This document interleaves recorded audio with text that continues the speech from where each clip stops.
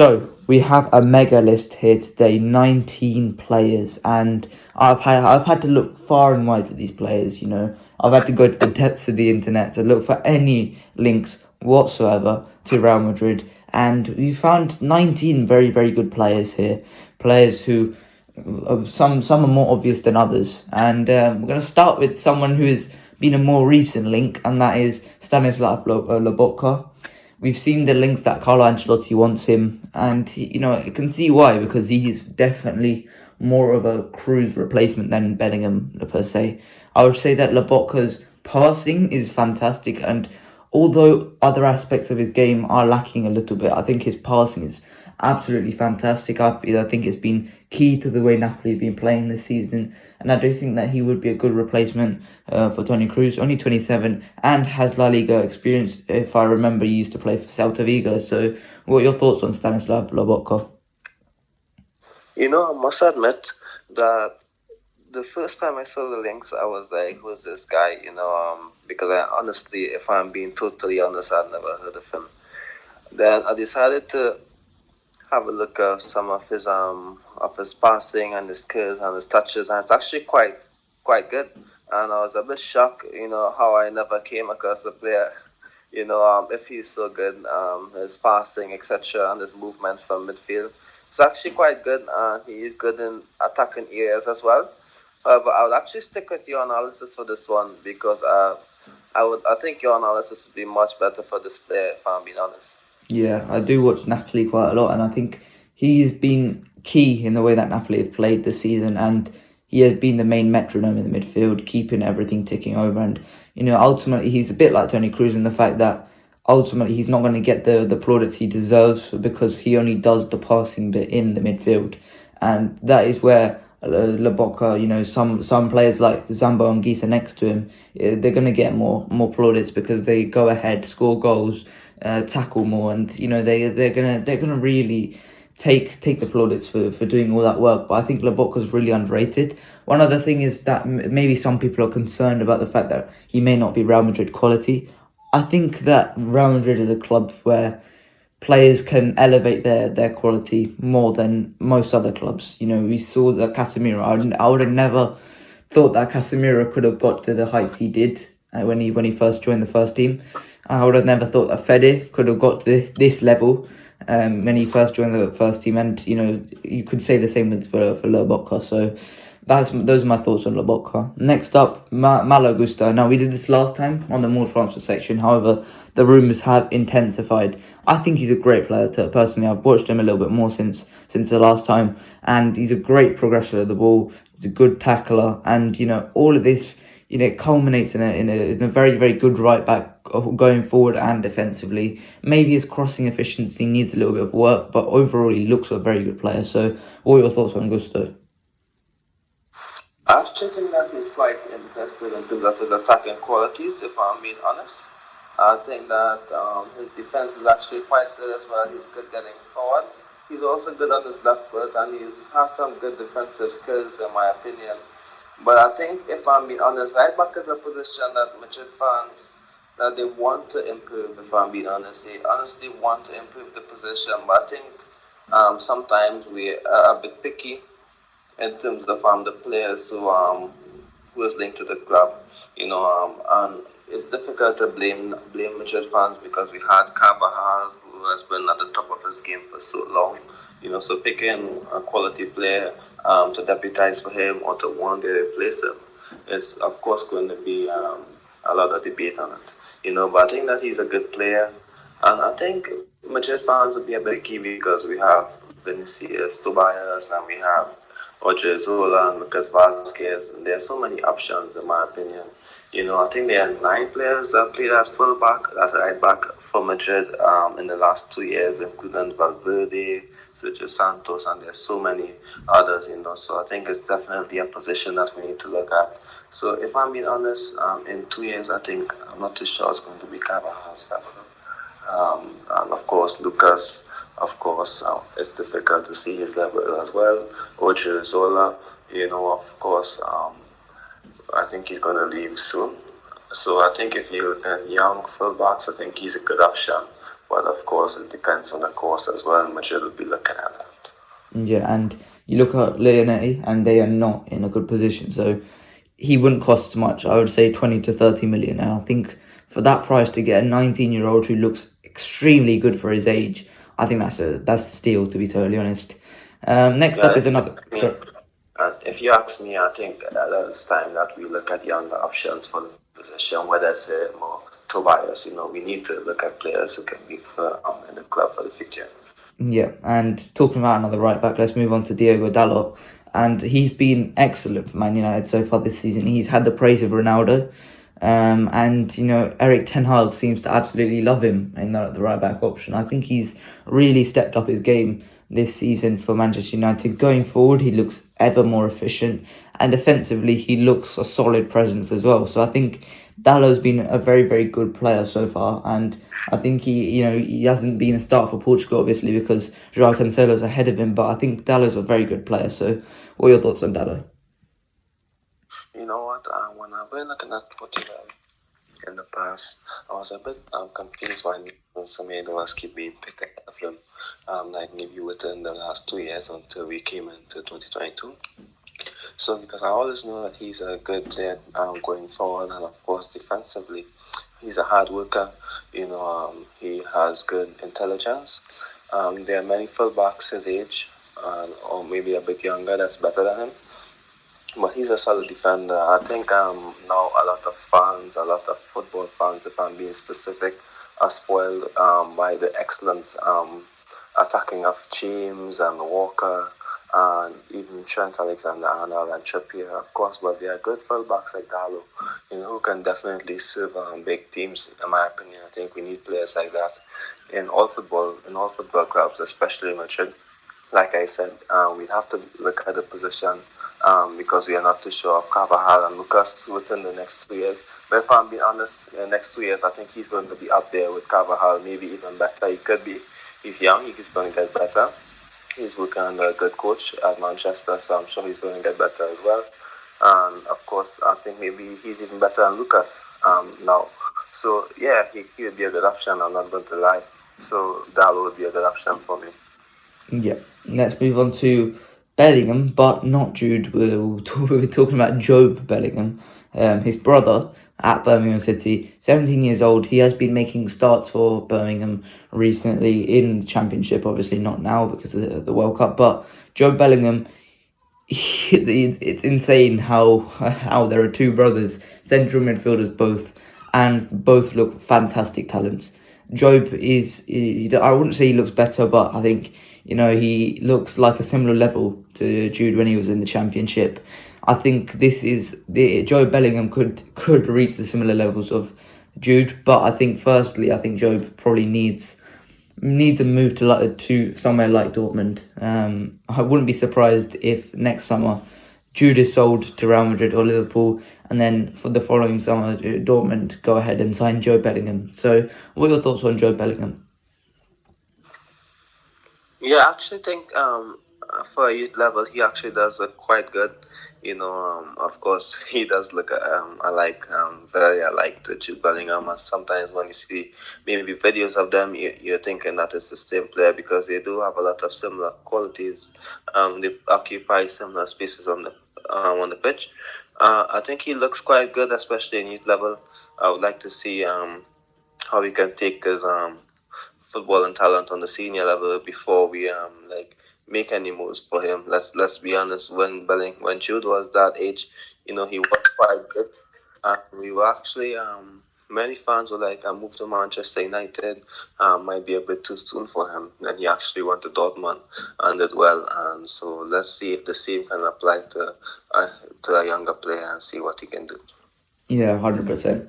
And a move to Real Madrid at 17, that's 100%. It would be daunting. So I hope he moves to somewhere like Dortmund and develops like a similar way to Jude.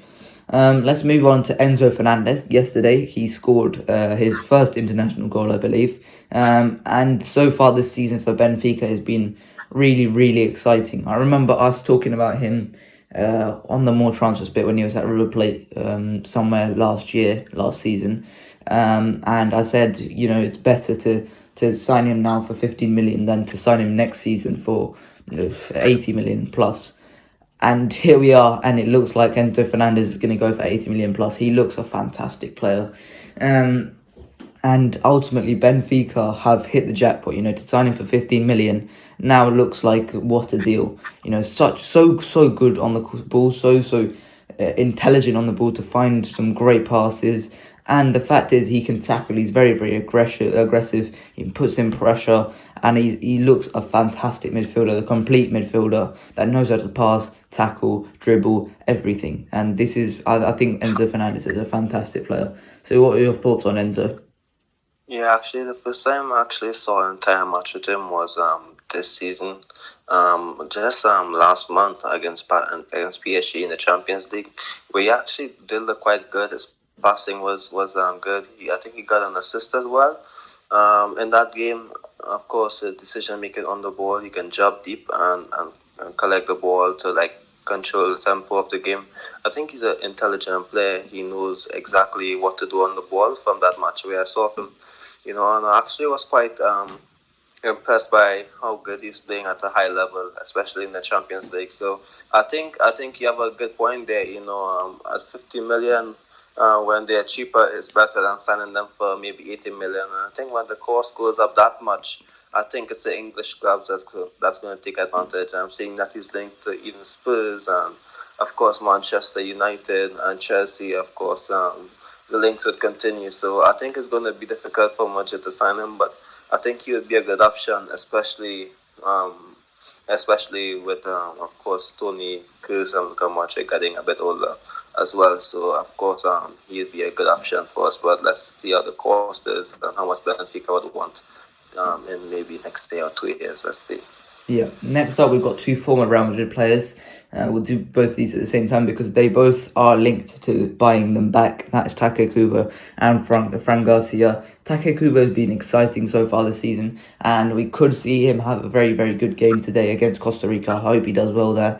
But overall, I think Take Kubo has been good, but not great so far this season for Real Sociedad. I think he would be a good option, but obviously the non-EU problems still exist. They haven't gone away anywhere. However, our non-EU problems, in terms of Militao, Rodrigo and Vinicius, they're all freed up in terms of the passport, and we've got zero players on non-EU contracts right now. So I think if we were to take a risk on Takecuba, I think now would be an okay time to. And in terms of Fran Garcia, it's such a cheap option. I don't understand why we wouldn't do it. 5 million for a solid left back, solid backup to Ferland Mendy, just to put the pressure on Mendy. I don't understand where there could be problems with that ultimately, because I think there's very little chance that he would go for less than 5 million. So, what are your thoughts on these two? Yeah, I'll go. I started Garcia against Balacano. I think many fans were quite, what's the word I would say? Impressed? There were, yeah, there were a lot of mixed emotions. I think they decided to attack Mendy more than praise Garcia. Of course, if you have, I mean, honest, the dream option for Madrid at left back would be someone like Theo Hernandez, especially how he's playing in this World Cup. If you're going to sign a player like him, it's going to cost so much. Then there's Davies, who there was a bit of links on last month. And then there's the options, the smart, cheap options. If the other options are unattainable, it's like Garcia, who looked good going forward. His attacking attributes is quite good. His defense is good. His on the ball movements is good as well. So 5 million, that's a good option. And of course, let's not forget Miguel, whose first season in first team football, for a club this season as actually a part of the first team, and he's actually doing quite well. He's starting now, so that's a good sign. So I think these guys and Garcia is cheaper as well are the two options in my opinion who can definitely start from Madrid. Garcia is good. I think I'm not too sure how good Mendy. I don't even know what's Mendy's attacking potential. It's so difficult to tell. What his potential is, and if you can sign a player that's doing well attacking wise, that can maybe I guess help get the best out of Mendy and increase the competition. I think that's fine, in my opinion. So I think he would be a good cheap option for us. Yeah, 100%. Next, move on to Stephen Eustachio of FC Porto, and we saw him against Belgium midweek, and I thought he was excellent. I thought he was fantastic, just playing in the defensive midfield role and just spraying the balls out wide and just really helping Canada. Just keep possession, make sure things keep them ticking over, and I think Eustachio has been really good for Porto this season. He's had to replace Vitinha, which is a very good, very difficult task, and he's been very good as a result of that. And 25 years old, Canadian, he's got Portuguese nationality, so we don't need to worry about non-EU stuff. But one problem is he does foul quite often. I saw him. I watched the derby between FC Porto and Benfica, and he obviously got the red card, which I think lost Porto the game. And I think that could be a little bit of a problem with Eustachio. So, what are your thoughts on Mr. Canadian man himself? Okay, I actually haven't seen the full game on him. I've just watched a lot of clips on him, and he seems to be a good ball winner who can occupy positions as well to win the ball, which is maybe something Madrid lacked in the past as a backup to Casemiro, in my opinion. And maybe if we can sign him, maybe like a player of similar portfolio to him, like maybe as a backup to Tchouaméni in the future, I guess that can be an option. But if I'm being honest, I would stick with your analysis in this one because there will be other options in players that I will be more familiar with. So I'll stick with your analysis. Yeah. Next up, Tayon Buchanan, another Canadian, played again on midweek, and I was really impressed with this guy. Isn't he the winger that started on the right flank against Belgium? Yes, he is, and he was really good for Canada. And I thought the main guy would be Davies and Jonathan David in that match, but in the end, I think Tayon Buchanan outshone them in that game because he was terrific, constantly going at the Belgian defenders. The Belgian defenders couldn't do anything but foul him, and he just kept going until he was taken off because I think he had nothing left in the tank by the end of the match. He was so quick, so dangerous on the ball, and he kept on putting the pressure on Belgium on and off the ball. I think he was fantastic. And so far this season for Bruges, he hasn't been a regular, but I think following this World Cup, he will 100% be a regular for Bruges. And I wouldn't be surprised to see some teams interested in him. I think he's a great talent, and he looked very good midweek against a slower Belgian defence. So, what are your thoughts on Buchanan? Yeah, actually, the first game I saw of him was actually this week, and I was actually quite happy with how he played. Seems like a good winger, in my opinion. He's good on the ball. He has nice tricks. The commentary team was actually giving him so much of compliments, for how good he is on the ball, his skills, his dribbling. I think he can feature on both wings as well. And had a bit more look at him after the match, and of course he picked up the ball on both flanks as well during the match. So that's quite impressive, and I think you can tell that the player has a good future just by the first 5 minutes of seeing him.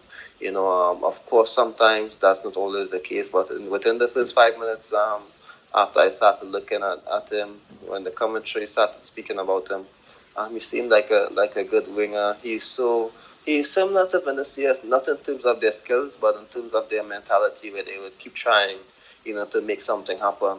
And for a young winger, that's actually something that's positive, to not lose your confidence and playing against a top Belgian team at the highest level in the World Cup, and not looking short on confidence and looking so calm on the ball and composed and making the right decisions. I think that's a big positive and a big plus to your mentality. So I was quite happy with how he played, and let's see how he would play for his club now and see how much steps he can take forward. Yeah, today he's got Croatia in the group stage. I think he could do really well against that Croatian defence, so I look forward to that. Then Gonzalo Ramos, something I brought up last week. I spoke about him, and I've talked about him before 2 years ago, to be precise. I wrote an article on him following his. He scored 2 goals against Real Madrid Castilla in the UEFA Youth League, and I knew this guy was going to be a very very good talent in the future. I didn't know how high he could go, but he looks very very good now in the senior team. 10 goals so far this season, and I think he's a very all-rounded striker. He scores goals. He's good in the air. He's good involved in build-up, and I think all of that combined. I think he's a good backup for Benzema, and definitely could be a replacement for Benzema in the future. Well, let's see how he does, but I think so far he looks very very good for Benfica. The more he's going to score, the more the Benfica will charge for him. But I think Benfica as a whole, with him up top, has have looked very very good. Yeah, and let's talk about the next player, and talking about someone who's impressed at the World Cup. We talk Ecuador. The main guy in their team who's been getting plaudits has been up front Enner Valencia. However, in midfield, someone who's been absolutely key for for Ecuador has been Moises Caicedo. In midfield, winning back the ball, constantly being everywhere on that pitch. That goes for the whole Ecuador team. To be totally honest, they're so physically good. They are so physically imposing. They're also tall. They're also quick.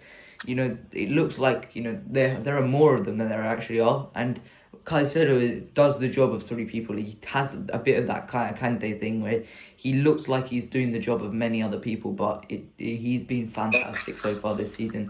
The work rate in the midfield, the tackling ability in the midfield, Caicedo's been absolutely key for them, and that goes for his season so far in Brighton as well, replacing Basuma so seamlessly. I think Caicedo's a fantastic footballer. What are your thoughts on him? Maybe he's even better than Basuma because, of course, he can attack as well and, of course, score more goals, better goals. He can shoot from distance as well. And that's actually always a positive, in my opinion. When a player from midfield can get you goals, he scored a goal against Manchester United earlier this season perfectly, similar to the goal Messi scored yesterday. In terms of a low shot into the corner of the goal, of course, a lot of players can bend it into the top corner, but not many can also have the low drive into the bottom corner as well. So that's a positive. Of course, he's a heartbeat of the Ecuador team. Of course, he can drive forward with the ball. Of course, he can win the ball. Of course, he can make good passes. So, in my opinion, he's better than Bissouma from what I've seen of the two players. So, of course, I'm seeing upwards of 50, even 60 million for him. Let's see how he goes. But he will be a good player who can fit in this Madrid team, if I'm being honest. And when the link started, I must admit I was like 60 million, 50 million for him. That's insane, but he's actually quite good and he has the talent to back it up, especially in the 2022 market. Yeah, and his Ecuador teammate, Piero Hincapié, has been excellent so far last season for Bayer Leverkusen. He's kind of been a victim of Bayer Leverkusen being quite bad, but ever since Xabi Alonso's taken over, he has been looking pretty good. Defensively, he's a great defender. He plays in the left centre back role in a back three, or plays left back / left centre back in a back four, and ultimately that pace, that recovery pace that I mentioned with most of those Ecuador players, he has got in abundance, and his ability on the ball. You can compare his overall play to someone like Josko Vardiol, and for someone a lot of people don't even know who this guy is. He's going to be much cheaper than Josko Vardiol as well, and he's so far this World Cup he's been great for Ecuador. Ecuador as a whole has been really good, and I think he's been really key in at the left centre back role, because you've really haven't seen any attacks come around that side against Ecuador, and I think Hincapié has a lot to do with that. So I think he's a great player, great defender, great passer of the ball. I think he would be a definite Real Madrid level player in the future, in my opinion, and he's still very young. So what are your thoughts on Hincapié? Okay, I would be honest. I would actually have to stick with your analysis for this one as well. So Okay, let's move on then to the next player who has been a player who's really impressed in the Champions League, and that's Ferran Hukla, and former Barcelona player, which is something to note. But I did see this rumour, and I like it. He's been really good. I think Barcelona let him go prematurely. I think he looks really good in the Bruges side, in up front slash left wing, and he's been scoring goal after goal after goal. He's so involved in the link up. I understand why Barcelona may have let go of him, because his actual technical ability in terms of getting involved and finding a pass, maybe it's not up to the level that Barcelona want, but I think he's a fantastic player, and I do think if Real Madrid were to sign him, I think he would be a great option. He could play it across the whole front three. I think he would be a really solid option. Spanish as well, very very young. I think Club Brugge wouldn't ask for much. Yeah, I would 100% go sanction this transfer. So, what are your thoughts on Hookler? Yeah, he has good touch as well. Decent skills on the ball. He's good on counter attacks. He can make good decisions. Of course, and of course he can finish as well. And of course, that's basically the first things that a striker need to do. And of course, with a good understanding of movement in attacking spaces. So if he has that, of course there would be many other options in the market. I think he's better than Diaz, of course. I think Enner Valencia as well could be a good option as a forward who can be back up and better than Diaz and contribute more. So, but of course that's not going to happen. But in relation to him, I think he's a good attacker. Of course, we definitely need attacker who can contribute more, or who the coach likes a lot more than Diaz, and of course who has the versatility when he's not starting. In replacing Benzema, he can start along with Benzema, like Rodrigo is showing as well. Can play on the wing and of course as a number 9. So of course that's important for a Madrid player, especially when you need minutes when you're not starting. I think that was the main issue at Jovic and now Diaz as well. So I think if a player can be versatile, then he can definitely maybe have a chance at succeeding at Madrid. Yeah, 100%. Let's move on to someone who we were linked to last season, and that was Pedro Porro. This season he's been a bit victim of Sporting's bad form. However, one performance stands out to me, and that was the performance against Eintracht Frankfurt, the first game in the Champions League against them. Well, they won 3-0. He was fantastic. He ran that right wing completely on his own, and Trincao came inside, and I think Porro he's so good on the ball, but I think the defensive issues are still there with Porro, and I'm not sure how much we would be willing to sanction that transfer because of his defensive issues. However, going forward, for me, there's no doubt he's a Real Madrid standard player. However, the issues are going to be, is he good enough defensively? And I'm not really sure of that. So, what are your thoughts on Pedro Porro? Yeah, actually, the links to him have died down a lot, and which are linked to a whole new profile of fullbacks. I'm not so sure if this may be due to the fact that he's not on the level of Madrid, or maybe there are better options on the market, so the club might see cheaper. However, if the links to Madrid is dying down after a while, I think that's of course concerning for a player. Of course, if he maybe wants to play for Madrid, or if maybe there's a chance he plays for Madrid, because I think if Madrid is interested in you, maybe I would assume that the links would keep going, and it's going to be a long-term project to make it their duty to sign you, and maybe if he isn't counted as a transfer target, then maybe it's difficult that Madrid might even pursue a deal going into next year as well. Yeah, and it does look like maybe Pedro Porro is probably going to struggle to get to Real Madrid, and I don't know where he could go, but for now it looks like he's stuck at Sporting, and that's probably good for him, because he needs to work on Sporting getting back to where they are, because they are very far off the top right now. Braga look better than them, Porto look much better than them, Benfica look miles ahead of them. So for now, I think he needs to focus with Sporting.